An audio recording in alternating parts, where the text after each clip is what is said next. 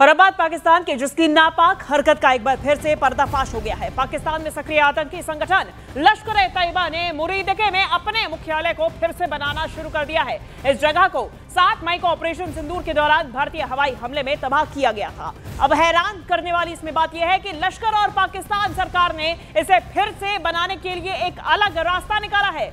बाढ़ पीड़ितों के लिए दी जाने वाली राहत राशि का इस्तेमाल करके इस आतंकी ढांचे के पुनर्निर्माण में इस पैसे को, इस राहत फंड को लगाया जा रहा है। एक रिपोर्ट में इस बात का पर्दाफाश हुआ है। रिपोर्ट के मुताबिक ऑपरेशन सिंदूर के बाद यह जगह ऐसे ही पड़ी हुई थी। हालिया दिनों में बाढ़ के बाद इस परिसर को व्यवस्थित रूप से ध्वस्त करने की शुरुआत हुई। बड़ी बड़ी मशीनों से 4 सितंबर को इसे पूरी तरह से ध्वस्त कर दिया गया। पूरे परिसर के गिर जाने के बाद मलबा हटाया गया और पुनर्निर्माण का काम शुरू कर दिया गया है। अब दावा यह है कि लश्कर को अगस्त में 4 करोड़ पाकिस्तानी रुपए दिए गए।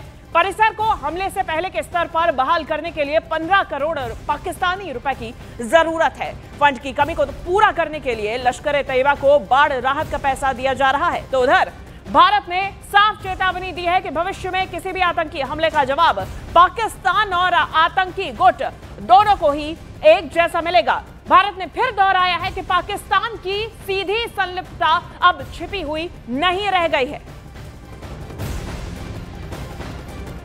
चलिए हम ज्यादा जानकारी लेंगे, हमारे सहयोगी शैलेंद्र वांगो हमारे साथ जुड़ गए हैं। शैलेंद्र, ये जो रिपोर्ट सामने आई है, इसमें बाढ़ पीड़ितों के लिए जो रिलीफ फंड है उसका इस्तेमाल यहां पे पुनर्निर्माण के लिए किया जा रहा है।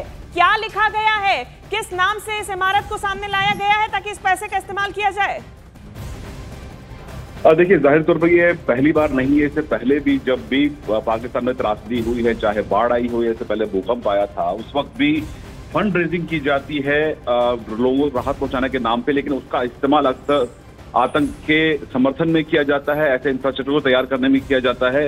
इस बार भी खिदमत खलाक जो संस्था है लश्कर की, उसने फंडिंग जुटाई है और फंडिंग के बिहाफ पर वो इस इमारत का जो जिसको तबाह किया गया था ऑपरेशन सिंदूर के दौरान, उसकी दोबारा रिकंस्ट्रक्ट करने के लिए फंडिंग इकट्ठा की जा रही है। हालांकि ये सब लोग जानते हैं कि किस तरह की तबाही इस बार पाकिस्तान में हुई है, खासतौर से पंजाब, लाहौर के इलाकों में। लेकिन ऐसे में लोगों से जो फंडिंग इकट्ठा की जा रही है, उसका जो निर्माण है, उसका जो इस्तेमाल है, वो मरकज तैयबा के दोबारा पुनर्निर्माण में हो रहा है और माना ही जा रहा है कि अगले साल के 5 फरवरी तक इसको पूरा करने की इनकी मंशा है। और ऐसे में इससे ये भी साफ हो जाता है कि किस तरह से पाकिस्तान में आज भी आतंकवाद को खुला समर्थन है वहां की सरकार का, और ऑपरेट करने की पूरी छूट है आतंकियों को।